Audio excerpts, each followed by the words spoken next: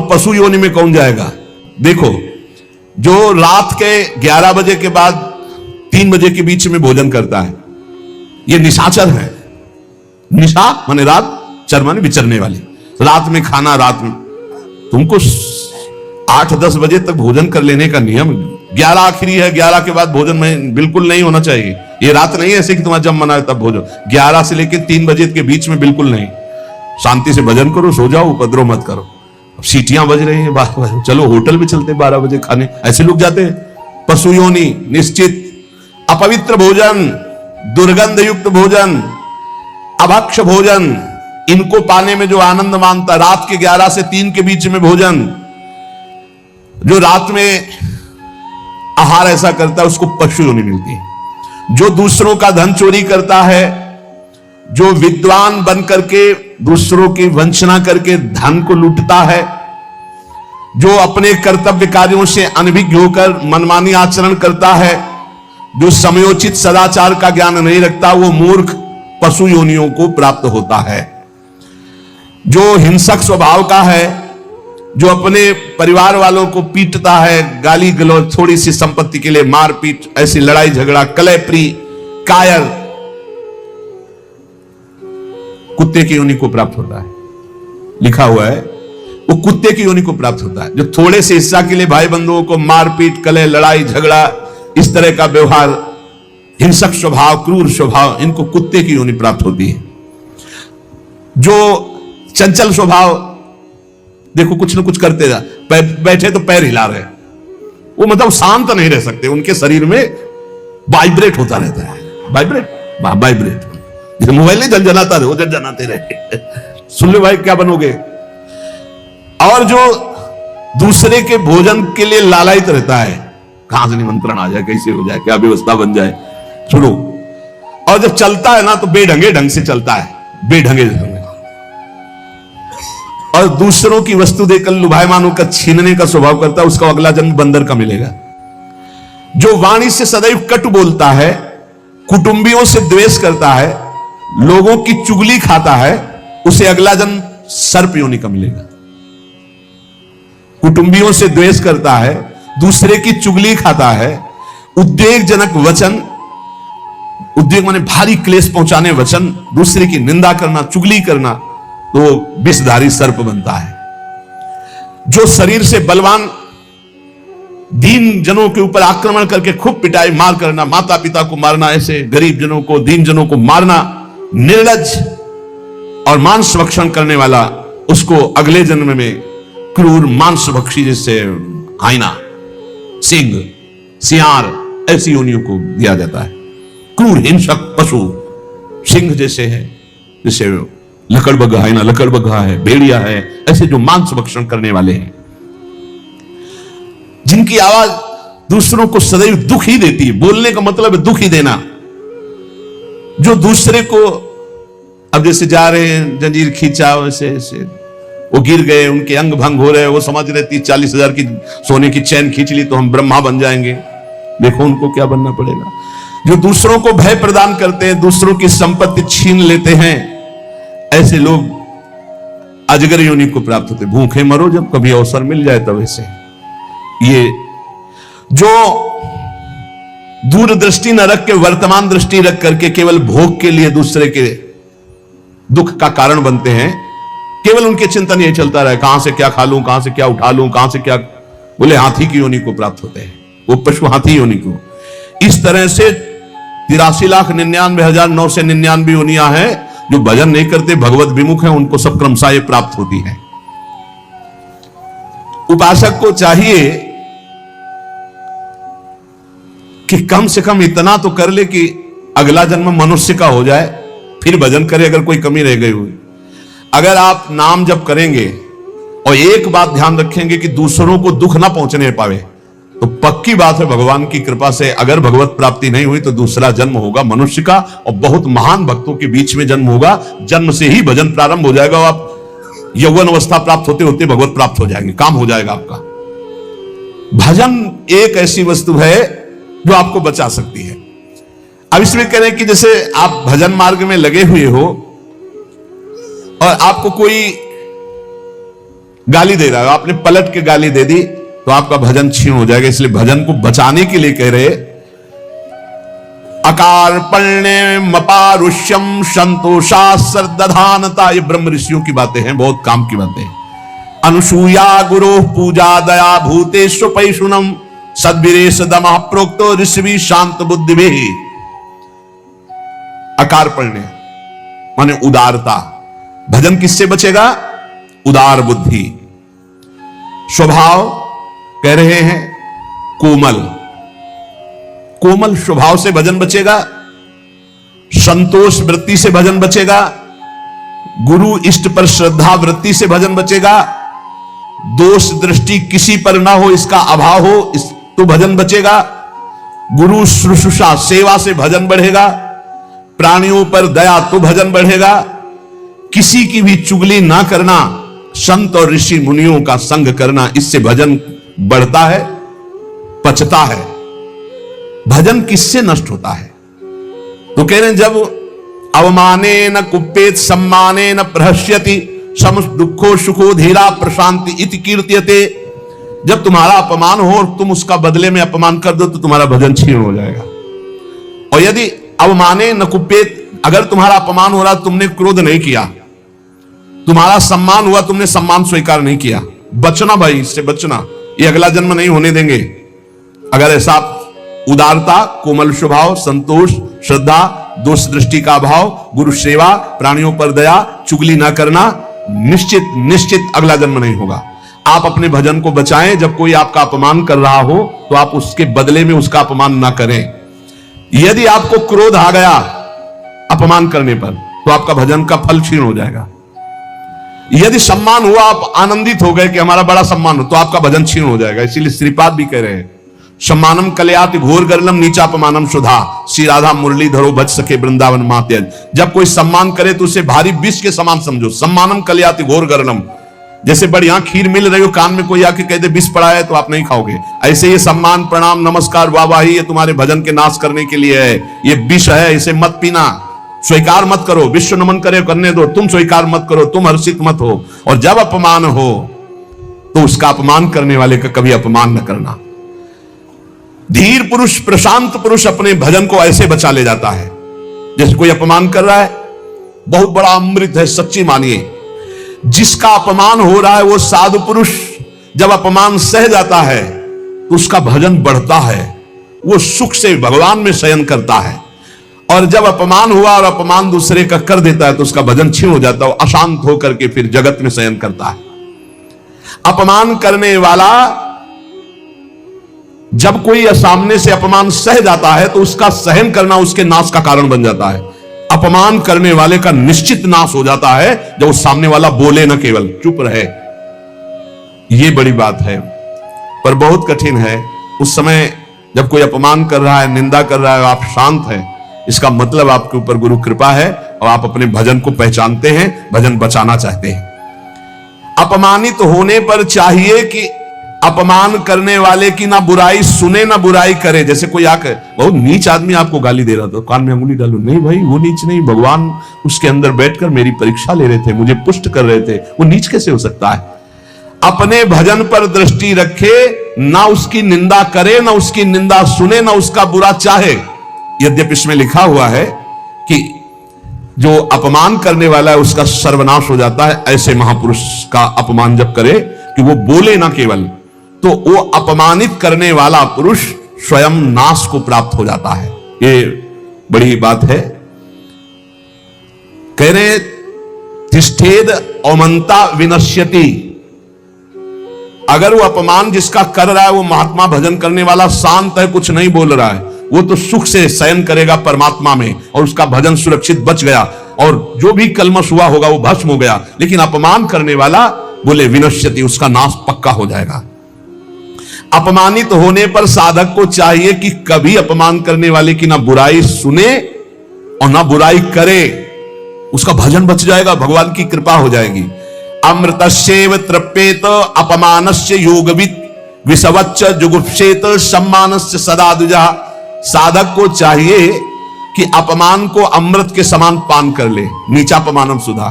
देखो साधक, अपमान को अमृत के समान, जब कोई अपमान कर रहा हो तो ऐसे खुश होना चाहिए, काम बन गया। भगवत प्राप्ति में जो बाधक भाव है, इसके अपमान करने से भस्म हो जाएंगे, भगवान हम पर प्रसन्न होंगे। मौन, कभी उसकी तरफ रुद्र दृष्टि से भी न देखो, अपमान करने, ये भागवतिक लक्षण है। अमृतस्येव तृप्येत अपमानस्य योगविति, अमृत है अपमान। पर देखो, ध्यान दीजिए, यदि आपकी कोई निंदा कर रहा है और सही में कर रहा है निंदा, तो तुम्हें सुधार करना चाहिए। वो तुम्हारे लिए अमृत नहीं है, वो विष है, सुधार करो। और अगर वास्तविक हमारी कोई गलती नहीं, हमारा अपमान, हमारी निंदा हो रही, तो नाचना चाहिए कि बहुत बड़ा विघ्न नष्ट हो गया और भजन में हमारी उन्नति अब पक्की होगी, पक्की उन्नति होगी, लौकिक और पारलौकिक। विश्वच्च जुगुप्सेत सम्मानस्य सदा दीजिए। साधक को चाहिए कि सम्मान से ऐसे बचे जैसे विष भरे भोजन से बचा जाता है। सम्मान स्वीकार न करे, प्रणाम नमस्कार ऐसे। श्री हरिवंश कोई कह रहा है, अब अगर पंचांग प्रणाम कर रहा है तो आप भी नमन कीजिए और निकल जाइए, व्यवहार मत बनाइए, दोबारा वो ना प्रणाम करे, ऐसी भावना रखिए। अगर ज्यादा आप उससे प्यार करेंगे कि ये प्रणाम कर रहा है, तो सम्मान स्वीकार कर रहे हैं। सम्मान देने वाले से ज्यादा प्यार नहीं किया जाता। जल्दी, सम्मान विष है और अपमान करने वाले को प्यार दृष्टि से देखा जाता है। आप बड़े हितैषी हो, हमारा भजन बढ़ेगा, भगवान की प्राप्ति होगी। पर ऐसी अपनी तरफ से चेष्टा ना करे कि कोई अपमान करे। अपमान से सदैव तप की वृद्धि होती है। अपमानात तपो वृद्धि, सम्मानात तपः क्षया। सम्मान स्वीकार करने पर तपस्या भजन क्षय हो जाता है, और अपमान होने पर तपो वृद्धि, उसकी तपस्या की वृद्धि होती है। अर्चिता पूजितो विप्रा दुग्धा गौरी गच्छति। जो अपनी पूजा कराने लगता है, अपने प्रणाम स्वीकार करने लगता है, तो जैसे दूध देने वाली गाय दुर्बल हो जाती है, ऐसे वो तपहीन हो जाता है जो भारी प्रणाम नमस्कार पूजा स्वीकार करता है। स्वीकृति नहीं होनी चाहिए।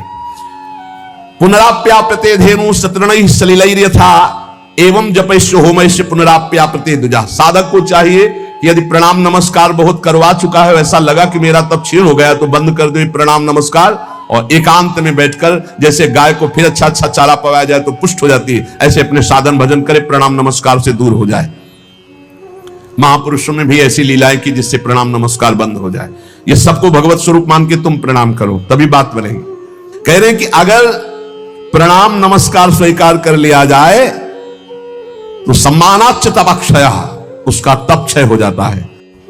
गंगा जी की ही एक ऐसी अमोघ महिमा है कि जिनके दर्शन मात्र से पाप नष्ट हो जाते हैं। गंगा जी मतलब श्रीधाम वृंदावन से इस समय जैसी आसक्ति प्रगट की वृंदावन ने, ऐसी गंगा जी से आसक्ति। गंगा जी छोड़कर कहीं नहीं जाना, किनारे ही जो तीर्थ मिले मिले, कहीं नहीं जाना, नगर में भी ऊपर नहीं चढ़ना, वही जो आहार मिले गंगा का। क्यों, कैसे बताएं, क्या परमानंद स्वरूप गंगा जी हैं, जिनके दर्शन मात्र से सारा पाप नष्ट हो जाता है गंगा जी से।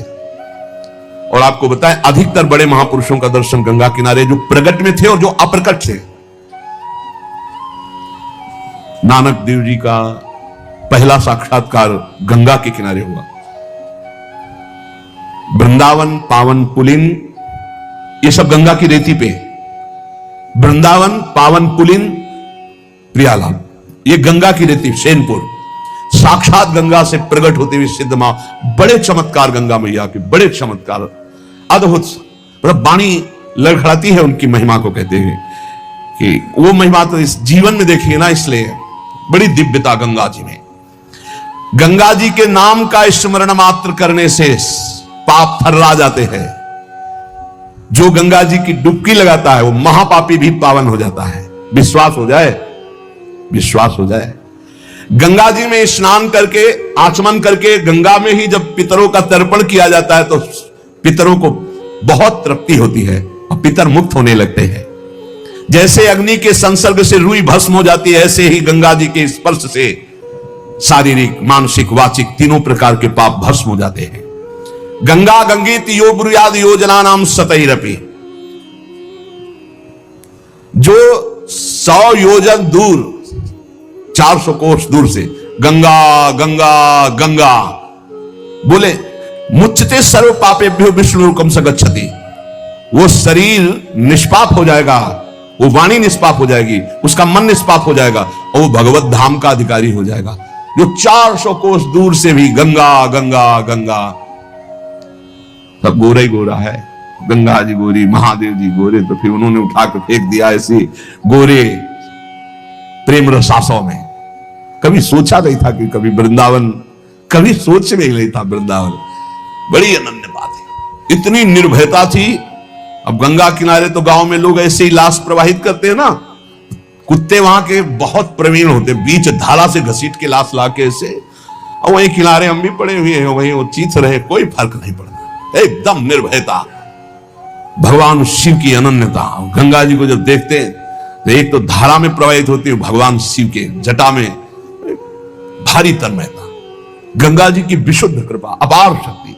कह रहे सैकड़ों योजन दूर से अगर गंगा गंगा गंगा ऐसा पुकार दे तो उसका शरीर पवित्र हो जाएगा, उसका मन पवित्र हो जाएगा, उसकी वाणी पवित्र। कल नरकों का वर्णन हुआ था, आज नरकों से उद्धार का वर्णन हो रहा है भाई।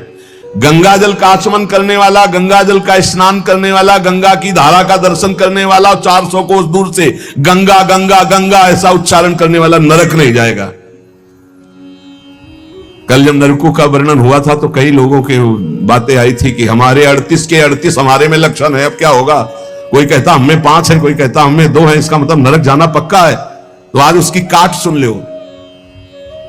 नाम संकीर्तनम यस्य सर्व पाप प्रणाशनम, करना मत अवलो नसानी अबना न सही हो, पहले नियम लो कि आज के बाद नहीं करेंगे। नाम कर संकीर्तन करो, प्रभु का चरणामृत पियो, कभी अवसर मिले तो गंगा जी के समीप जाके साष्टांग दंडवत करके डुबकी लगाओ, आनंद पूर्वक खड़े होकर कुछ देर नाम जप करो, नरक वरक नहीं मिलेगा, सब बढ़िया मंगल हो जाएगा, पर करना ही पड़ेगा। कह रहे जो गंगा जी में स्नान के लिए कभी नहीं गए, ना गंगा जी का नाम लिया, ना गंगा जी पे श्रद्धा करते हैं, ऐसे लोगों की जीवन में जो आचरण बनते हैं वो बड़े निरर्थक होते हैं और ऐसे लोगों की ही दुर्गति होती है। पर गंगा जी का एक बार का स्नान निष्पाप कर सकता है, पूर्ण विश्वास होना चाहिए। एक बार हरिद्वार में बहुत लोग गंगा स्नान कर रहे थे, पार्वती जी ने कहा कि देखो इन सबका उद्धार पक्का हो गया, क्योंकि हम देवी की महिमा को जानती है गंगा की, ये सब स्नान करके पूर्णिमा का पर्व है, ये स्नान करने पक्का निष्पाप हो गए। महादेव जी ने कहा नहीं नहीं नहीं। बोले क्यों प्रभु? बोले इनमें कोई गंगा स्नान कर रहा है, सब पानी में डुबकी लगा के आ रहे हैं, गंगा में थोड़ी लगा। तो प्रभु आप भी एक आश्चर्य में बात करते, साफ देखो ना कितने भाव से नहा नहा के आ रहे हैं। बोले अच्छा इनको विश्वास नहीं गंगा जी पे, इसलिए पानी पे डुबकी लगाते हैं, कोई एक होगा जिससे विश्वास होगा। देखो अभी हम परीक्षा करते हैं, रास्ते में बैठ गए कि जैसे गिर गए हो ऐसे वृद्ध का रूप रख के गिरे हुए, अम्बा जी तो नवीन रूप धारण करके बोले जो निकले उससे जो हम कहें सो कहो। तो जो महादेव जी ने सिखाया तो कहते भैया ये हमारे पति देव गिर गए, थोड़ा हाथ सहयोग दीजिए, पकड़ के उठा दीजिए, अकेले उठ नहीं रहे, आप आइए। और जब कोई आने लगे तो कहना निष्पाप पुरुष ही हमारे पति को छू सकता है, अगर पापी छुआ तो भस्म हो जाएगा, बस इतना तुम्हें बोलना है, ठीक है। अब जो निकलते बोले भैया आप गंगा नहा के आ रहे हो? बोले हाँ। तो बोले आप तो निष्पाप हो ही गए होगे, हमारे पति फिसल के गिर गए, हमारे पति निष्पाप हैं, और जो निष्पाप पुरुष इनको निकाल सकता है, अगर कोई पापी छू लिया तो भस्म हो जाएगा, आप सहयोग करो। बोले गंगा तो नहा के आए पर पाप बहुत तो हुए, अगर कहीं पाप नष्ट न हुए हो तो भस्म ही हो जाएंगे। नहीं, कोई नहीं, किसी की हिम्मत नहीं पड़ी कि महादेव जी को निकलवा दे, क्योंकि जहां ये कहती कि अगर पापी पाप तो हुए यार, अब पता नहीं गंगा नहाने में नष्ट हुए कि नहीं नष्ट हुए, बेकार को भस्म हो जाए ऐसे। उनमें एक आदमी सरल भाव से गंगा गंगा गंगा माँ गंगे स्नान किया, बोले भैया हमारे पति को निकलवा। बोले अच्छा भैया, लुटा रखा। बोले भैया एक बात सुन लो, हमारे पति निष्पाप हैं, अगर पापी पुरुष छुएगा तो भस्म हो जाएगा। बोले मैया आपको विश्वास नहीं, गंगा मैया में स्नान करके आ रहा हूं, अब भी पापी हूं।